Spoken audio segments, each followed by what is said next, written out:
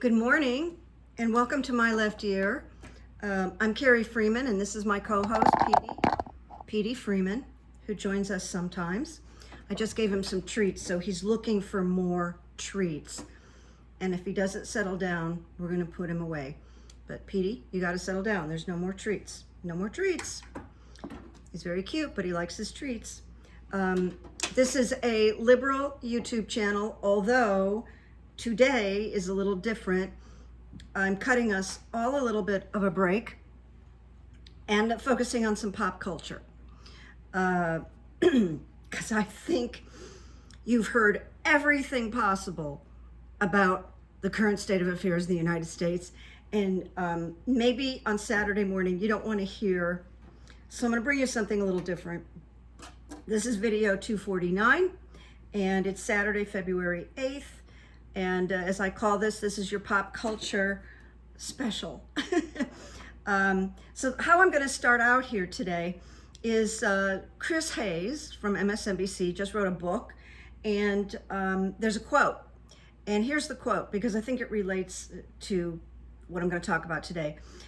He writes, "Right now, we're all in constant competition for attention, whether it's media, etc., and it's dominating all our lives." And I would say that would be true of every YouTuber, including me. And it's not good to feel like one is in competition. So I'm going to talk about Blake Lively and Justin BALDONI and the movie. What is the name of the movie? I didn't even put it in here. It Ends With Us. But I'm calling this video, It Ends With Them.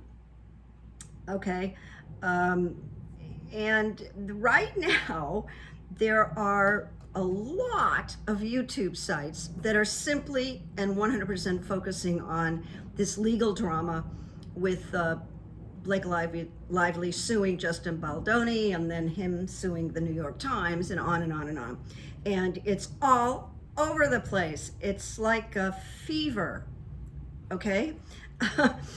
And so when I think about Chris Hayes's comment, I'm thinking like this feverish, this is something I'm doing today, but I'm not going to continue it. I just thought, I want to talk about this in my perceptions a little bit,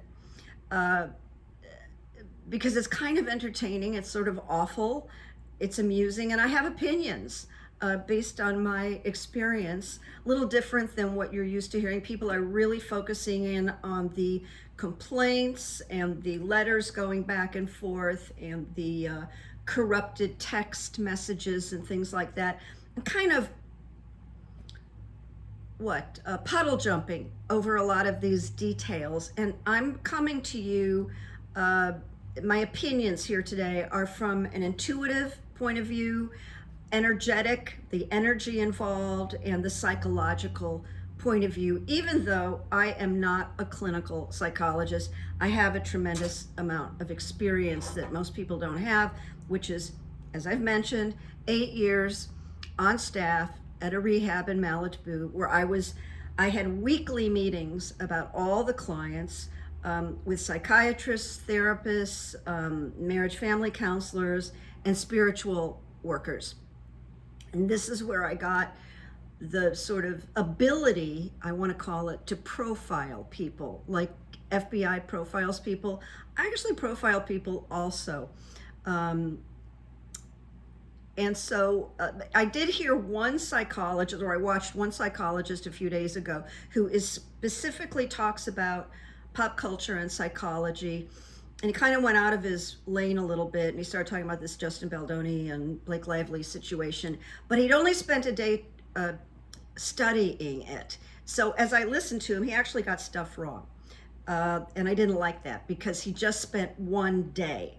And you can't spend one day. So he came up with things that weren't true, that already I knew were not true, where he said, well, evidently Justin BALDONI busted into Blake's trailer while she was breastfeeding or pumping, I'm not sure. She just had a child. And that wasn't true. He didn't bust into her trailer. They had text messages where she invited him to run lines with her while she was in the trailer. Very common to run lines before doing a scene. They were on a lunch break, and he wrote her back, "I'm eating lunch with the crew, and then I'll head over to you."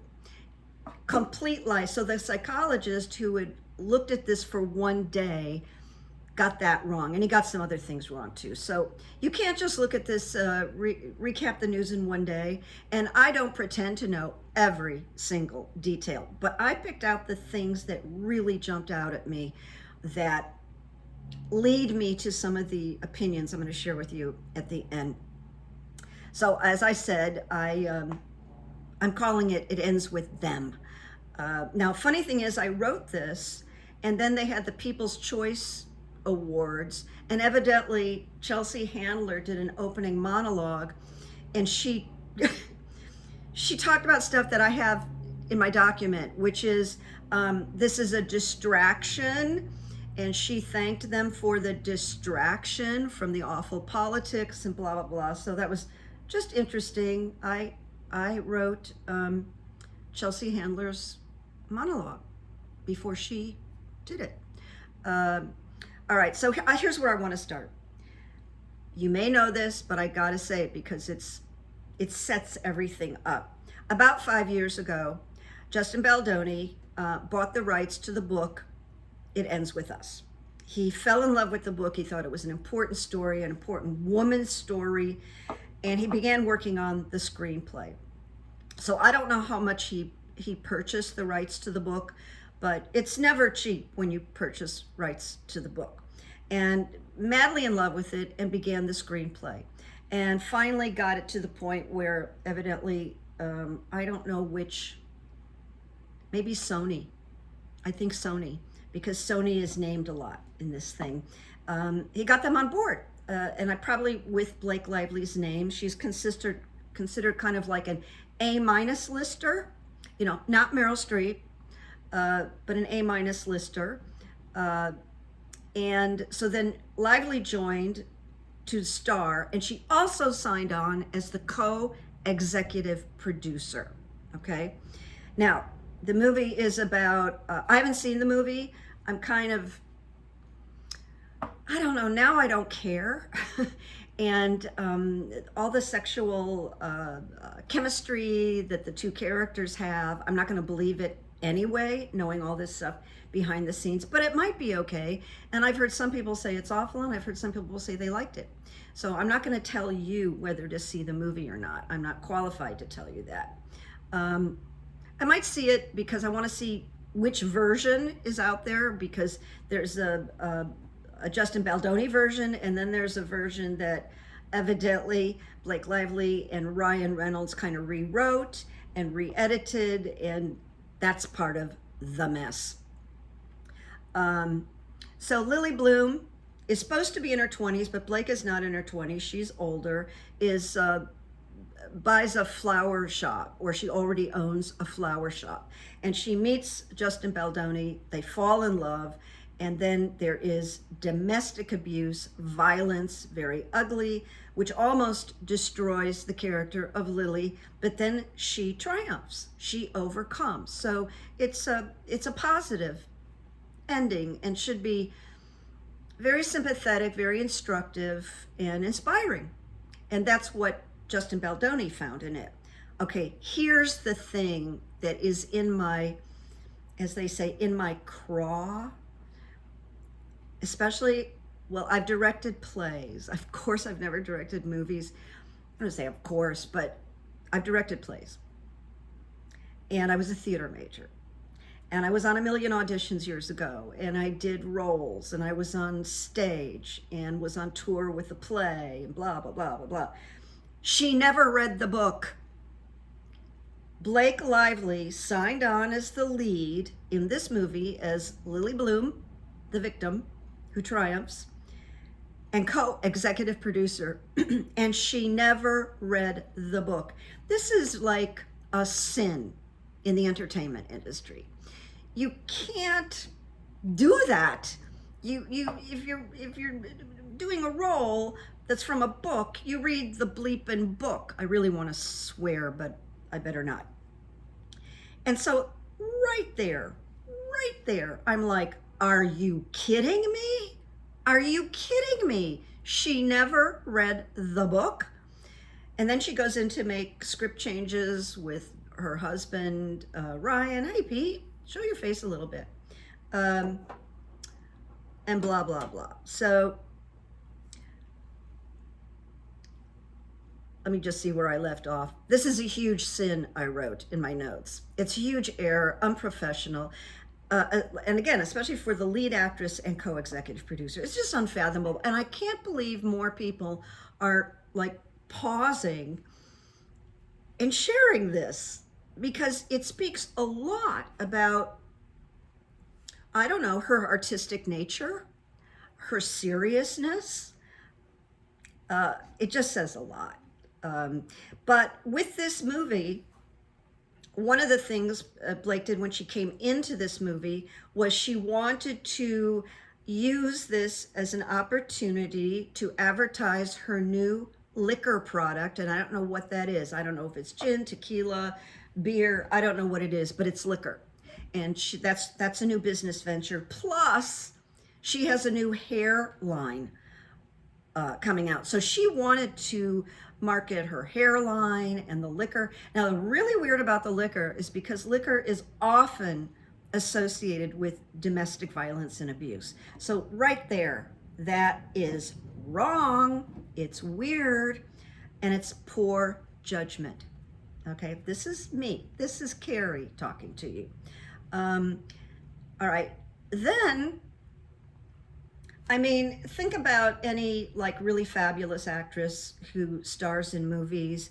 We don't see them on the red carpet talking about their new jewelry line or makeup line. Yes, I'm wearing my new eyeliner. I can cry tonight and it doesn't. No, we usually don't see that. So let's talk for a minute on the set in the movie about her hair. Obviously, I'm sure everybody knows that on each movie set, there's a costumer, there's a hairstylist. I mean, there's a person for everything.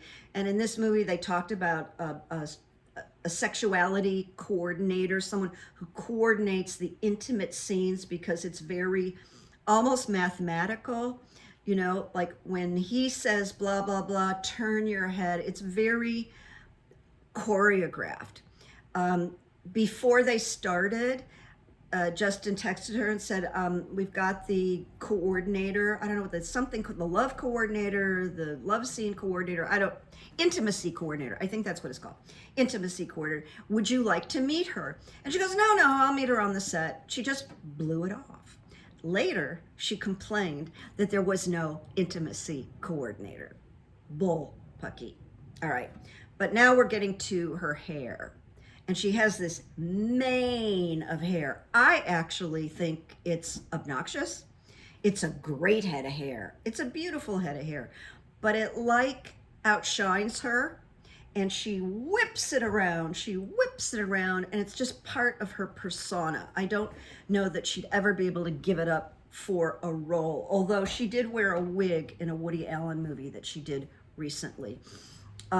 But accordingly, she changed her hair from scene to scene so that she could use these shots and make them into still shots for her hair product. But this is difficult when you're making a movie because you have to have what they call matching shots. Like she has an incident in her living room and then she leaves for the grocery store. So now we're in the grocery store, and what if her hair looks different? What if it was all around her shoulders in the middle of the living room? Then the next shot is she's in the same day, same morning, she goes to the grocery store, and now it's a whole different style. And it caused a lot of problems. And it was really about her new hair care line. It was unprofessional, and it probably drove everybody crazy. Now, with her costuming, this character has this sort of humble flower shop, and she ends up in the movie, Blake, like dressing with Louis, I've got it here, the name of the shoes, which I have a hard time. I'll come back to the shoes, but very expensive. She started pulling from her own wardrobe. She had these $5,000 heels that nobody that runs a flower shop would ever wear. And she rejected a lot of what the costumer chose. He had to throw things out, then he had to go shopping some more. And these were Christian Louboutin shoes. The high heels are about $5,000. And as I wrote, no shop owner wears Louis Vuitton shoes. In fact, you probably couldn't stand in those for 8 hours. And so that was ego and vanity. And she forced the costumer to do lots of additional shopping and increased the budget. The budget went sky high because of her costume changes. And there's something I want to mention later about her in costume, about how she gets ready for a role, which I think is BS. So, increase the budget. Okay.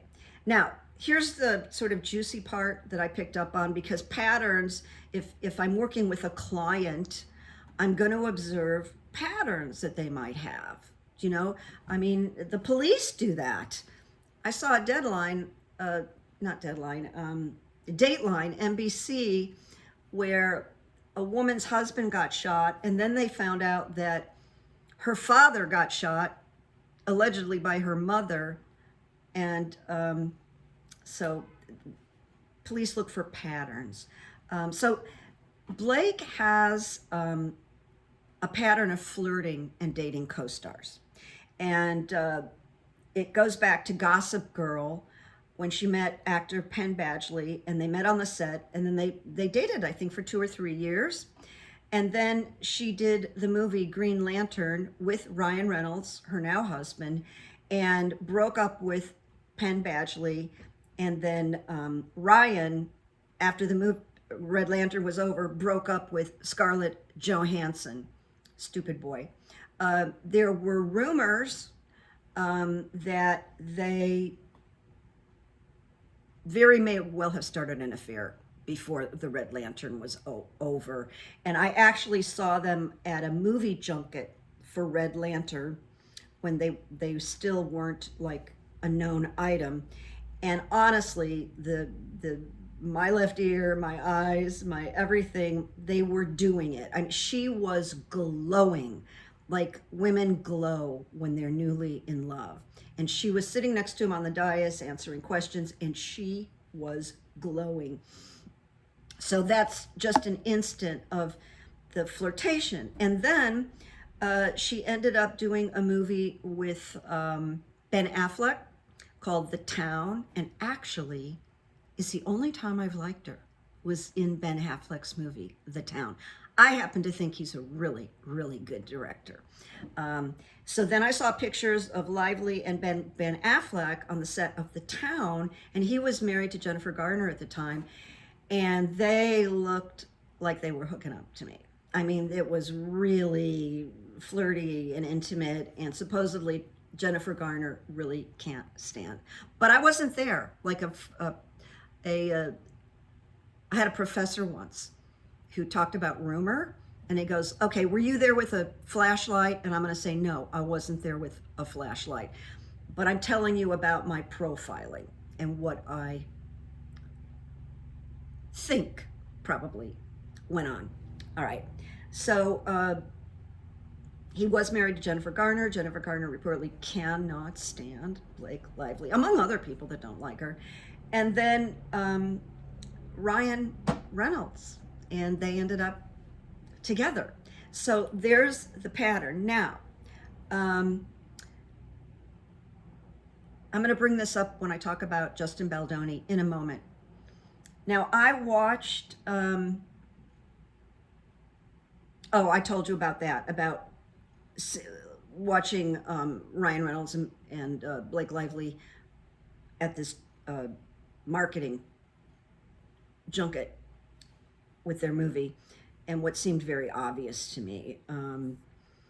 Now, when we get to Justin BALDONI, and I want to say Some people have suggested that she got a crush on Justin BALDONI.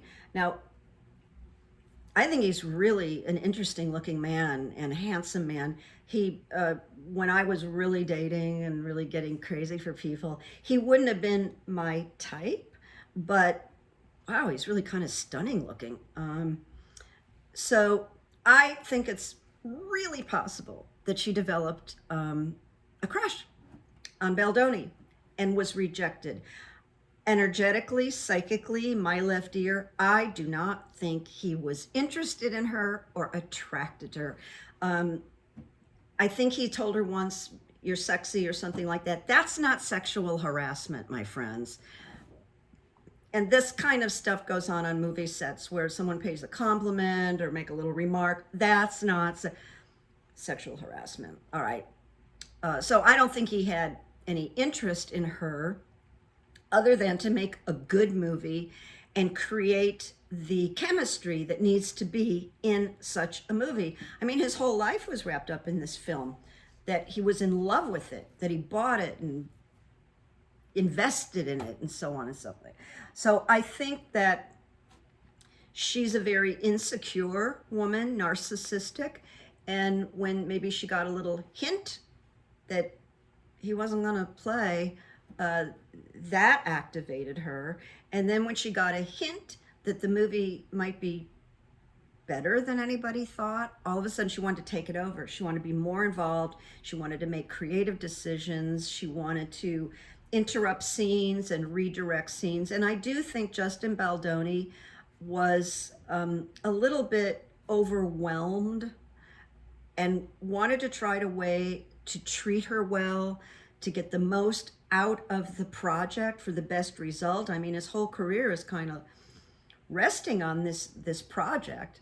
I just blew up my screen, so I have to go back and get it where I can read it. Okay. And if Justin BALDONI is guilty of anything, it could be that he wanted to please her too much. He wanted to placate Ryan and her demands, complaints, and she pulled her husband in, which was really inappropriate. But I felt like Justin BALDONI, from everything I heard, was just trying to be too pleasing and accommodating as much as he could. I think until he realized they're stealing my movie from me, and they're making accusations. And evidently, supposedly, when she wasn't getting her way, she went to Sony and said, "You're gonna maybe give me this picture, blah blah blah," or he harassed me and I'm gonna go talk about it. So this is kind of like the Cliff Note version of everything. And like I said, this psychologist, or she said he burst into her trailer while she was pumping. And again, this is postpartum. Everything started right after she had this baby. And postpartum is not a sexist remark. It happens to a lot of women. It's very difficult. And some women have committed heinous crimes and ended up in prison, because it's a real thing, postpartum. So she still has the baby weight, and she's insecure, and she's going into this project and the new baby. I don't know what she was thinking. Not a good time to go into a film. Usually it's about bonding with your baby. And now all of a sudden this week, there's a crack in the friendship between Blake Lively and Taylor Swift. And all of a sudden there's no Super Bowl for Blake Lively this year as Taylor's guest. Taylor Swift is the godmother of one of their children. I don't know, one of Blake and Ryan's children, or maybe all of them, I don't know. I think it might be one. So this makes it icky, uncomfortable. And accordingly, Taylor Swift feels used, because she found out that Blake was kind of tossing her name all over for leverage. And the truth is, they have been very, very good friends. I don't know what's going to happen now. Now, as I mentioned earlier, there allegedly appear to be two scripts of this movie, two versions. And I don't know which version premiered, because there was a premiere. And at the premiere, and you've probably heard this, somehow, some way, the director, Justin BALDONI, was forced with his family, his wife, whatever, into the basement because Blake refused to be on the red carpet with him. So they got the director to sit in the basement. I don't know what he could have done. I don't know enough. But I wrote, how does the director end up in the basement? And the star has the bully pulpit. And so I had a private thought. Where are the children of Blake Lively and Ryan Reynolds? I mean, they have 4 children and they have a baby. They're just everywhere, all at once, all the time, and we never see their children. So who's raising their children? That really concerns me. Is it a team of nannies and nurses? It's disturbing to me. So, upshot. Blake Lively feels to me like a very narcissistic and entitled woman. And it feels to me that she has more than one personality disorder. I'm just bringing up the most obvious one of narcissism and entitlement. But I have ideas about other disorders. Even if I was a psychologist, psychologists aren't supposed to speculate like that. Like, look at a stranger and say, oh, I think they have borderline personality disorder, blah, blah, blah. So I think she has a number of issues, okay, that makes her very unpredictable, manipulative, and every interview I've seen, she dominates the interviews. She insults people. Like one interview, she was with the very beautiful Leighton Meester, who was on Gossip Girl, and said on air that Leighton Meester was born in prison, which happens to be true, but she said it on air while Leighton Meester was sitting there. It was very uncomfortable. I remember seeing it. So she's very passive aggressive, and so is Ryan. The way they make jokes, and they're not funny jokes, but they're meant to be, they think they're funny, they think they're clever. There's nothing worse than people that think they're funny and they're not funny. But these are two people. And the more I see of Ryan, real classic narcissists, especially men, will show up with these very winning personalities, like charming and fun and clever and humorous. And we all know Ryan Reynolds like that, just being really kind of funny and flippant and clever and lovable. And now we're finding out there are people that don't like him and don't like working with him, that he's a control freak. And Blake seems to have knee-jerk reactions, and she's highly insecure. I mean, really insecure. Now, there's an accusation that Baldoni fat-shamed her, and he did not.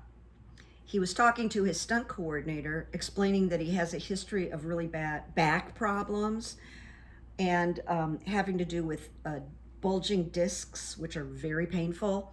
And he was in a scene that he was going to have to lift Lively. He wanted to know, is there a way I can do it where I don't re-injure my back? It was that concern. Someone went back and told Lively, and she turned it into, he's fat shaming me. And she convinced Ryan that the director was fat shaming her, and that turned into a huge thing, but it really wasn't the case. So it made her more insecure. And evidently Ryan went crazy and went off on Baldoni and yelled and yelled and yelled. All right, now we're going to go to Baldoni. So Justin BALDONI, a fairly unknown working actor and veteran of the industry, I mean, working, this movie was very important to him, like a big game changer where he could now enter the realm of being a director. Very smart of him. And he fell in love with the book. He didn't look at that book and go, this could put me on the map. He fell in love with the whole trajectory of this woman being harmed and then, overcoming all of it. And this is the book that Lively never read. So now the alleged harassments, in my view, they're not really harassments. People flirt on movie sets in a way that's not Harvey Weinstein material or Jeffrey Epstein material. There's just some flirting, and that's it. Unless someone like touches you and does, this is movie set stuff, and especially if it's a romantic movie, there's an energy. This wasn't a murder mystery. This is a physical, sexual, sad love story is what happened. And there was video of them slow dancing and rehearsing how it might go and when they should turn, and she took that over and tried to direct it. And I watched it, and she claimed he was inappropriate and he ran his lips up and down her neck, and I watched it. And to me, because I've acted a lot and I've trained, good actors, and I am a good actor, by the way, but good actors, they explore when they're rehearsing. They are in character. It's playtime. And in playtime, when you're rehearsing, sometimes you really discover valuable moments or valuable moves. He wasn't harassing her. And I've heard other people say the same thing during that rehearsal. She claimed he was inappropriate. I didn't see it. I saw him in character, trying to create the chemistry with him. And plus, he's more of a method actor, like deeper. He's deeper than she is. She's not very deep. When she was asked once how she gets ready for a role, she said, really, all it is the minute I put on costume, I know the character. Well, that's pretty shallow. It's pretty shallow. It's not untrue, by the way, because costume can really bring a role together for an actor. And I have a really great story about that when I worked with Jack Lemmon. But you're not going to find Cate Blanchett or Meryl Streep saying, oh, the minute I put on that dress, I knew the whole character, I knew the whole story. They're not going to say it because they don't work that way. They work deeper. They look for the backstory of their character. All kinds of things go into creating a character for a movie role or any role, stage or any role. So she doesn't have his depth. And he is a guy, he's like spiritual, and he loves alternative therapies and healing methods and reading. He's the guy who he's a searcher. He's on a search in life, like you and I and many other metaphysical people. He's metaphysical. And she's just kind of a fixed, narcissistic, self-absorbed person who looks like she's in love with herself. In love with herself, but she couldn't be if she causes this much trouble and so many people don't like her and don't want to work with her. So I did skip to the wardrobe thing with that. I just put on my wardrobe and I know the character, and I would go, that's why you're mediocre. She's not a bad actress. She's just kind of an okay actress. She's not Scarlett Johansson, I'll tell you that, friends. Because if you've ever seen Scarlett Johansson show up on Saturday Night Live, she's funny. Blake does not have the funny bone. She is not a comedic actress. She can try, but she's not. So now I'm going to get to... So what I want to say with Justin, there's no drama. He's a seeker of truth. He's interested in underlying issues. He's not a surface guy. And every actor or actress that has worked with him has liked him. There's no drama. Nobody else has come forward and said, oh yeah, he did that to me also. All right, so now I'm profiling. I've been profiling these people for weeks, and I didn't even know I was going to do this. The other day, I just said, you know what, I'm gonna break here, and I'm gonna do something different today. I have a second agenda that I'll tell you, that I wanted to see if people would be drawn today to this video based on the pop culture thing I'm doing. I'm curious about that.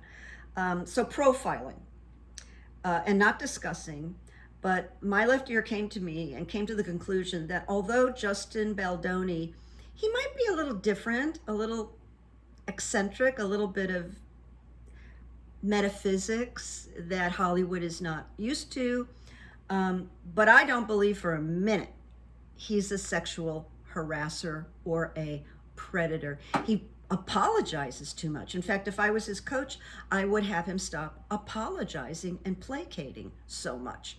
And boy, I'd love to work with him because he's under so much stress right now. I wouldn't know how to find him, but I would love to work with him. I feel badly for him. Now, a prediction. Here's my prediction. My left ear and Carrie making a prediction. It won't go to trial. I don't believe it'll go to trial. There's too much at stake. There's so much money involved. And at the end of the day, Ryan and Blake will really not want Taylor Swift to be subpoenaed because if the relationship with her is not over, it would be over if she had to get on the witness stand and interrupt her busy schedule and her massive career. So I think they're going to settle. And here's an opinion that without knowing everything, and I'm admitting this to you, or reading every statement that was submitted to the judge, I will say that accusing a decent man, actor, director, of sexual harassment with a big ticket on it, lots of publicity, can end a hopeful career. That would be Justin Baldoni. So she has really threatened his whole career. He's already been dropped from 2 or 3 films because of this. I feel so badly about that, but he needs to be compensated. He needs to be compensated. And that this movie, which was his baby, was like stolen from him, just with a lot of lies. He also was with one of the most powerful theatrical agents in Hollywood. I think it's CAA, Creative Artists Agency. I could be wrong. It could be a different one. Don't come at me about that. But a very big agency, because it was the same agency as Blake and Ryan have. But allegedly, Ryan went there and said, you're gonna drop Justin Baldoni, or we're gonna leave your agency. And so they did. They dropped Justin Baldoni. Really ugly, really nasty. But that's the kind of power that they've had. So what I want to say is, if I am correct, or largely correct, Justin Baldoni needs to be reimbursed for all his losses. And I think he needs an apology, because to be accused of sexual predation when you really haven't is about as ugly as it can get. I mean, it's ugly. It's like a stain you can't get off. And he needs to be vindicated. And I say this again, if I am correct. So I have some other notes here. They're more leaning towards my other videos, political stuff, so I'm just going to hold them off. But I did have this really sweet thing happen 2 days ago. I went to Costco. I joined Costco because I like their toilet paper, I like their paper towel, and I can get big, giant bags of French roast coffee beans for a good price. I don't like going there. The parking lot is dangerous. It's got a million people. Even if you get there first thing in the morning, it's just so crowded, and they have these giant carts, and it's really hard to get through the store. It's not my favorite thing. But I had a friend, and she said, I'll keep you company. So we went. She went off to do her shopping. I said, I'll text you when I'm at the front of the store and I'm done. So I stood in line. There's always a line. But the people who do the checking out are really good, and they're really fast. So the line moves. And I turn around, and there's a Hispanic man, maybe 40, and his mother with him. And they were Hispanic, but they spoke English.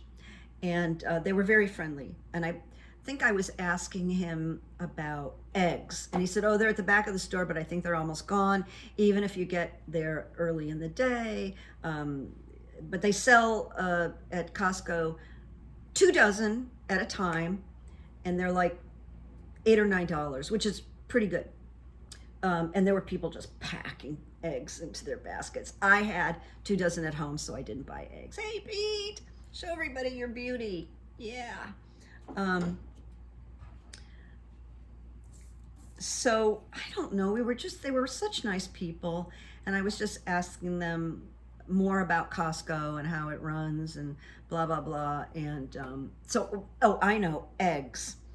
And so I said, I can't remember, how do I say eggs in Spanish? They went, huevos. And I went, okay. And I repeated, and they laughed. And I said, oh, I was thinking like bolas.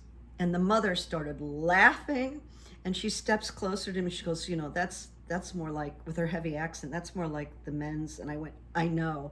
I've told people you have no bolas. And she just laughed. It was so much fun to see the mother laughing like that. She got such a kick out of it, and the son was laughing. It was very friendly. And so we got up, and I checked out ahead of them, and they're checking out, and I said, you know, nice meeting you, that was fun. And this man turns to me and he says, with an accent, have a beautiful life. And I just stopped. I mean, it was like, how many people say that to you, a stranger? Have a beautiful life. And it just was a beautiful moment. It was a beautiful moment because I knew we had really connected and we had laughed, and they were immigrants. They were immigrants, the nicest people. So I just wanted to tell that little story. And I do have other notes on politics, but today was a little break from politics, and I hope it was a little bit entertaining. I could get some nasty comments, because the one time I mentioned something about this before, maybe 2 or 3 videos ago, someone wrote me and said, you're completely wrong, and blah, blah, blah, and put me in my place. But I wasn't. I didn't argue. I don't argue. So anyway, I'm going to watch the Super Bowl for the commercials. I think there's going to be some good commercials. I'm really not a football fan because I don't believe in concussions. And if you've ever seen the movie Concussion, it's a good movie, but it really hits home what football can do to the brain. But I'll watch it tomorrow. I'll enjoy it, eat some food. Hope you do too. And I'll see you very soon for the next political. That's another mess, is it not? But I'm making notes on it, and I'll talk to you very soon. And another Patreon I'm working on as well. So peace and blessings, and have a good Saturday. And Pete, we'll turn Pete around for a minute. Pete, I'm gonna just annoy you here for a minute so everybody can see the beauty of Petey. Here's the beauty of Petey. You know what he likes? Oh yeah, he likes under the chin. Oh boy. Does your cat like under the chin? Oh yeah, Pete, I know. Oh yeah, that's good. That's good. Thank you, baby, for being so accommodating. He's so not temperamental. He's a good boy. Okay, see you soon. Bye-bye.